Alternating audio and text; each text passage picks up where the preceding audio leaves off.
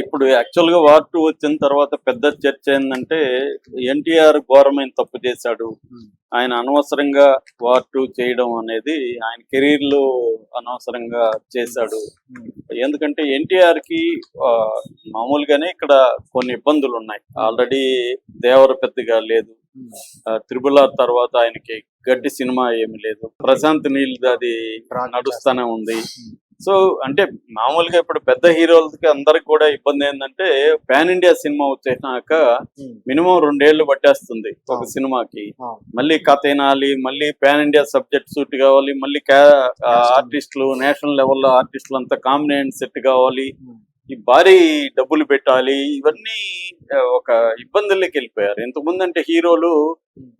10 సినిమాలు చేసిన వాళ్ళు, 15 సినిమాలు చేసిన వాళ్ళు కూడా ఉన్నారు పర్ ఇయర్ హ్మ్. ఒకప్పుడు. హ్మ్. ఇవాళ మొత్తం కెరీర్ లో 20 సినిమాలు చేయగలుగుతారా అన్న డౌట్లు వచ్చేస్తున్నాయి అవును. మనకి. ఎందుకంటే వీళ్ళు 2 ఏళ్ళు 3 ఏళ్ళు పట్టేస్తుంది, ఏజ్ అయిపోతుంది. హ్మ్. సో అందువల్ల సెలక్షన్ అనేది చాలా ఇంపార్టెంట్. కానీ వాళ్ళు ఏం ఆలోచిస్తున్నారు, 2 ఏళ్ళు చేసినా కూడా నిలబడే సినిమా, హ్మ్.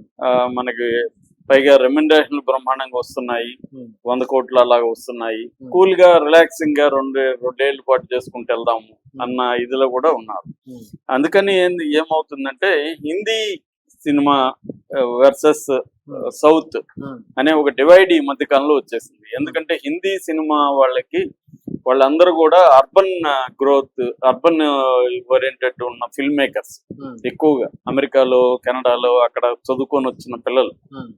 వాళ్ళకి రూరల్ సెంటిమెంట్స్ కానీ, రూరల్ లైఫ్ కానీ ఇవి తక్కువ తెలుస్తుంది. హ్మ్. అంటే మాస్ సినిమా సోకాల్డ్ అందరికి అర్థమయ్యేట్టుగా మాస్ క్లాస్ అనుకుంటే, మాస్ సినిమా అనేది హిందీ వాళ్ళకి చేత కాదు హ్మ్.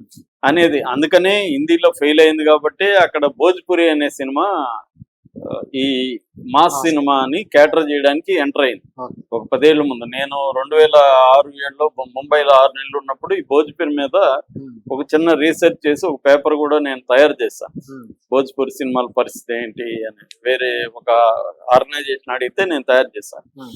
సో భోజ్పురి ఏంటంటే ఈ మాస్ మసాలా అంటే సింగిల్ స్క్రీన్ కి ఆ! ఉండే బీహారు, ఉత్తరప్రదేశ్ ఈ చాలా ఏరియాలో మంచి. ఉండే వాళ్ళకి హ్మ్. క్యాటరింగ్ చేయడానికి అప్పుడు ఇవంతా అర్బన్ థీమ్స్ తో వచ్చేసాయి. ఎప్పుడైతే ఇవి వచ్చాయో వీళ్ళు ఈ భోజ్పురి సినిమా అనేది ఆ, దీన్ని ఫుల్ఫిల్ చేసింది. ఎందుకంటే భోజ్పురికి లిపి లేదు, హ్మ్. కానీ మాట్లాడతారు. మాట్లాడే వాళ్ళు వరల్డ్ వైడ్ గా ఒక 20 కోట్ల పైన పాపులేషన్ ఉన్నారు. సో వాళ్ళు అందుకని వాళ్ళంతా చేసిందంతా ఇక్కడ మన రాఘవేంద్రరావు, దాసనారాయణరావు సినిమాల్ని కాపీ కొట్టి చేశారు. అందుకని నక్మా రంభ వీళ్ళంతా కూడా అక్కడ హ్మ్. ఒకప్పుడు టాప్ హీరోయిన్లుగా వెలిగారు భోజ్పూర్లో. ఓకే. సో మా ఫ్రెండ్ కూడా ఒక కెమెరామెన్ 2-3 సినిమాలు డైరెక్ట్ చేశాడు భోజ్పూర్లో. హ్మ్. చాలా సినిమాల కెమెరా చేశాడు. అలాగా నేను చాలా ఆఫీసులకు కూడా భోజ్పూర్ ఆఫీసులకు వెళ్ళాను ముంబైలో. ఆ! చిన్న చిన్న ఇంత ఆఫీసులో 2-3 సినిమాలు ఆ! పెట్టుకొని ఉంటారు. ఆ! వాళ్ళు పాటలు 10 పాటలు 15 పాటలు అలా ఉండేవి ఒక్కొక్క సినిమాలో. ఓకే. సో అంత మాస్ ఇది ఉండేది. హిందీ ఏమైందంటే అర్బనైజ్ అయిపోయింది. హ్మ్.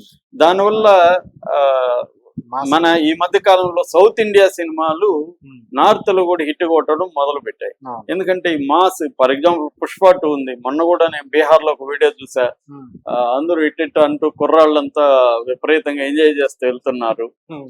ఆ అది తగ్గేదిలే టైప్ లో. ఆ! సో ఇది అంటే 'పుష్ప 2' నార్త్ లో ఎక్కువ హిట్ అయింది సౌత్ కంటే. దానికి కారణం ఏంటంటే ఈ నార్త్ లో ఉండే వెనకబడిన ప్రాంతాల్లో ఏవైతే ఉన్నాయో, అంటే సౌత్ తో పోలిస్తే నార్త్ ఇండియా వెనకబడింది చాలా వరకు ఎకనామికల్ గా కూడా. ఓకే. సో వాళ్ళని క్యాటర్ చేసే విధంగా హిందీ సినిమాలు లేవు. అంటే వాళ్ళకి హీరోల్ని ఎలివేట్ చేసేది ఇప్పుడు మన బోయపాటి సీను లేకపోతే ఇక్కడ ఉన్న డైరెక్టర్లు ఎలివేట్ చేసినట్టు హీరోల్ని ఆ! వాళ్ళకి చేత కాదు. ఎందుకంటే వాళ్ళకి సీరియస్ కథ చెప్తారు, కథ చెప్పడంలో బాగా చెప్పగలరు, కానీ ఆ! ఒక ఎలివేషన్ ఒక స్టార్ ని డీల్ చేయడం అనేది వాళ్ళకి చేత కాదు. యాక్టర్ ని డీల్ చేయగలరు. హ్మ్. స్టార్ వేరే, యాక్టర్ అనేవాడు ఏంటంటే కొన్ని మేనరిజమ్స్ ఉండాలి, ఒక స్టైల్ ఉండాలి, హ్మ్. మామూలు వీళ్ళకి కనెక్ట్ అవ్వాలి, ఎవరికి కింది స్థాయి వాళ్ళకి కనెక్ట్ అవ్వాలి. అందుకని ఇప్పుడు రజనీకాంత్ కూలోడి వేషం ఎందుకు వేశాడు అంటే కనెక్ట్ అవ్వడానికి. అందుకే పుష్ప 2 లో కూడా అదే కదా, ఒక కూలీ వ్యక్తి, కూలీవాడు స్మగ్లర్ కావడం అనేది ర్యాగ్స్ టు రిచెస్ స్టోరీ. అది అందరికీ కనెక్ట్ అవుతుంది. ఒక ఆత్మాభిమానం, మనం కూడా ఇలా ఉండాలి, కూలి అంటే మనం ఏదో భయపడాల్సిన అవసరం లేదు అని ఎంతో మంది కనెక్ట్ అవుతారు.